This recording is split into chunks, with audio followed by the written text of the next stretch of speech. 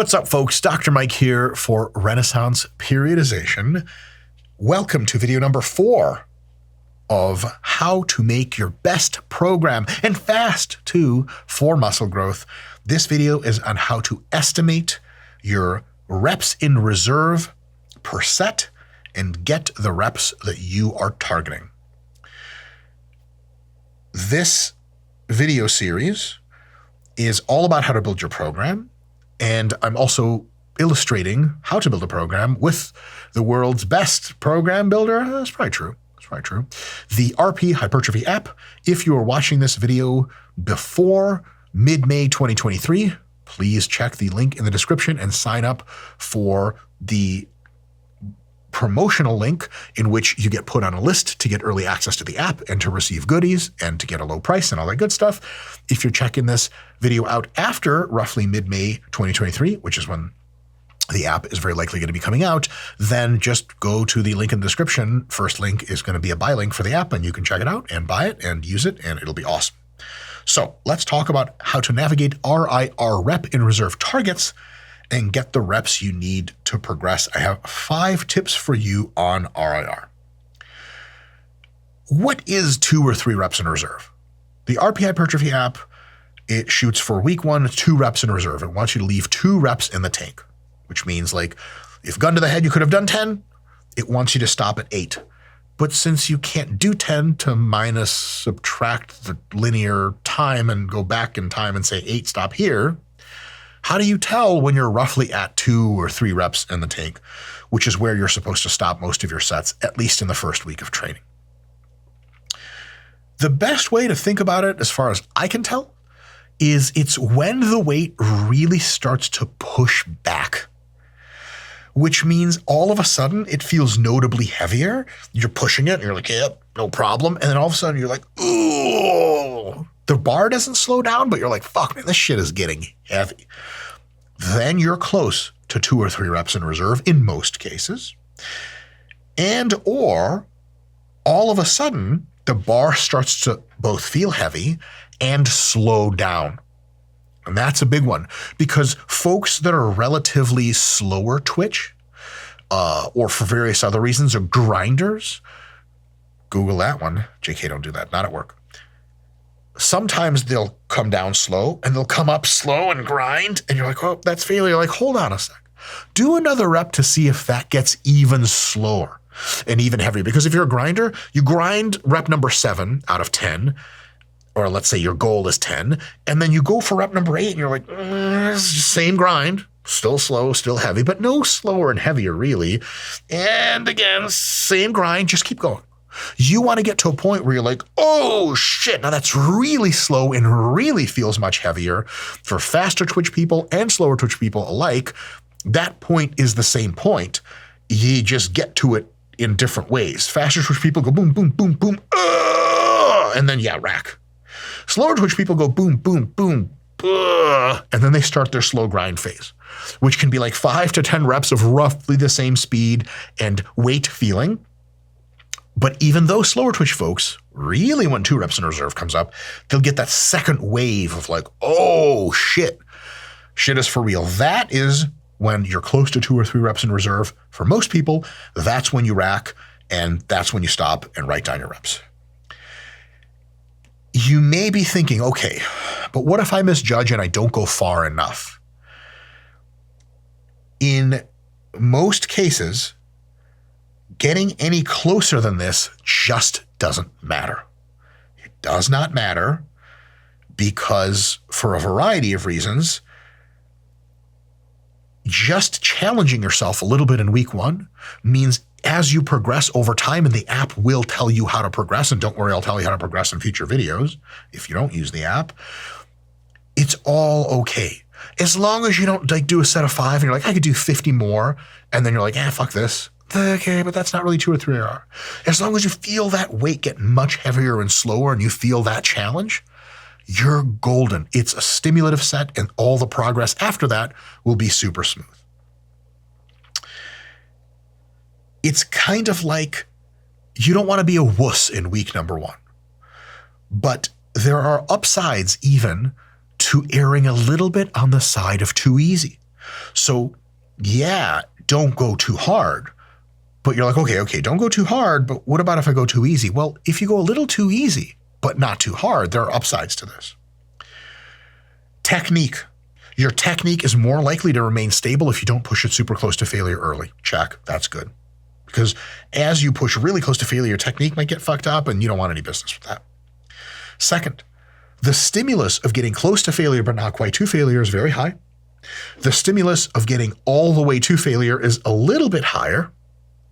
The fatigue that you are essentially exposing yourself to or accumulating from getting close to failure is decent, but from getting all the way to failure is way higher. So the stimulus to fatigue ratio is actually better in most cases for stopping well short of failure than it is grinding in closer to failure than you need to grind. That's another win. Another thing is any fatigue that you get extra hangs around through the entire mesocycle, and it accumulates and accumulates and accumulates. It's like snowfall in Alaska. First snowfall, 8 inches. Your boy gets some snowfall like that. 2.5 inches. Sleet, hail, what? Cool. But then like the next day, 3 inches added, and then 16 inches is added, and it just keeps going. Fatigue is similar to that, and the amount of melting in Alaska is not that high, and the amount of melting of fatigue in your mesocycle without a deload at the end, which we'll talk about later in the series, the fatigue just keeps fucking adding up. So if you way overdo week 1 and you're like, I'll call that 2 reps in reserve. Everyone's like, fuck that. Cool, you did great. Good job, Conan the Barbarian. But then on the other hand, in week 2 or 3, when you're supposed to be really hitting your stride and hitting big PRs, you're going to be gassed and exhausted and tired because the fatigue you imposed in week 1 is now hanging out with you in week 2, 3, 4, etc. So that's really, really, really bad news. That bad news reflects itself in the last downside of pushing too hard too early, which is you want progression. You want 10 reps this week, 11 reps the week after, then 12 reps, or 100 pounds, 105, 110.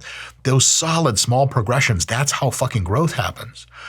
But if you give it all in, your first week, you accumulate a ton of fatigue, you get really close to failure, you do 110 pounds for 10 reps.